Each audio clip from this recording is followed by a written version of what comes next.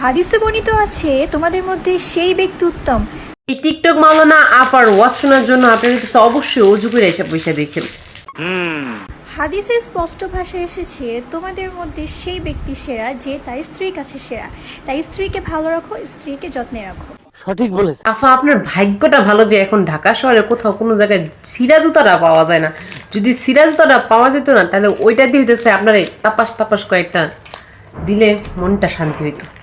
হযরত আলী রাদিয়াল্লাহু তাআলা বলেন, যদি বিনা কারণে কোনো পুরুষের জন্য কোনো নারী এক ফোঁটা জল ফেলে, তাহলে আপা বিনা কারণে যদি পানি পড়েই যায় কোনো রকম ভাবে, তাহলে তাদের কি হবে সেটা একটু বলেই দেন।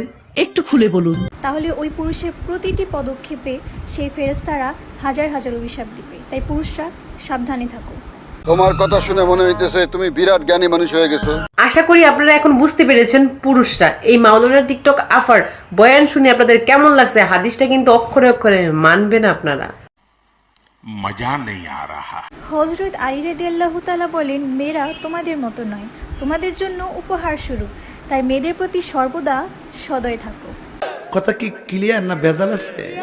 তাহলে টিকটক মাওলানা আফা, আপনি কেন হইতেছে বয়ানটা এইখানে দিতেছেন? আপনি কি হস্কি টিকটকের মাধ্যমে করে এসে আসছেন নাকি? হ্যাঁ, বলতে পারবো না। আপনার গেটআপটা এত সুন্দর কিসের জন্য? একটু অন্যরকম হইতে পারতো। রাসূল সাল্লাল্লাহু আলাইহি সাল্লাম বলেছেন, তোমরা মেয়েদেরকে কাঁদিও না, কারণ মেয়েদের চোখে প্রতিটি পানির হিসাব আল্লাহ স্বয়ং নিজে নেবেন। তো সাবধান ছেলেরা, মেয়েদেরকে কাঁদাও না। আমারে মাফ করে দেন হুজুর, আমার ভুল হয়ে গেছে।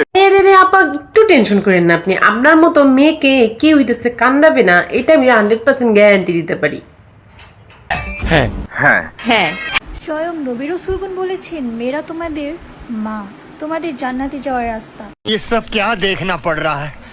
अच्छा है मैं अंधा। আপা হয় এইভাবে হইতেছে, যদি আপনি মা হয়ে থাকেন তাহলে হইতেছে কেউ হইতেছে জাহান্নামী হবে না, পুরো জান্নাতেই হবে, কারণ আপনি যে সবার মা। তো ইসলাম মর্যাদা দিয়েছে। বিষ্ণু বলেছেন দুনিয়ার সব হলো সম্পদ, আর এই সব সম্পদের মধ্যে সবচেয়ে দামি সম্পদ হচ্ছে নেককার নারী। আর বাবা মার জন্য আমার এখন অনেক দুঃখ লাগতেছে যে আপনারা কেন এত কষ্ট মষ্ট কইরা একজন শয়তানের বাচ্চাই পয়দা করছিলেন। সঠিক বলেছে। কখনো স্ত্রীর চোখে পানি ফেলবেন না, কারণ স্ত্রীর চোখে পানি ফেললে সংসারের আয় রোজগার কমে যায়, বরকত কমে যায়। তাই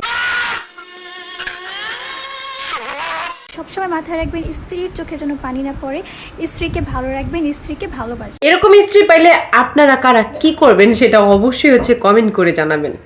হাদিসে বর্ণিত আছে, যেই ব্যক্তি তার 2 কন্যা সন্তানকে অতি আদরে এবং যত্ন সহকারে লালন পালন করবেন, সেই 2 কন্যা সন্তানই তার জন্য তার জান্নাতে। চাই দোয়া চাই আপা আপনার কাছে। আপনি ইমুতে ছিলেন, ইমুতে যান। আপনি কেন হইতেছে ফ্রি টাইমে এই টিকটকের মধ্যে এসে সবাইকে বয়ান শুনাইতেছেন? এটাই তো বুঝলাম না, কিসের জন্য টিকটক বয়ান নিয়ে আপা হয়ে গেলেন গা।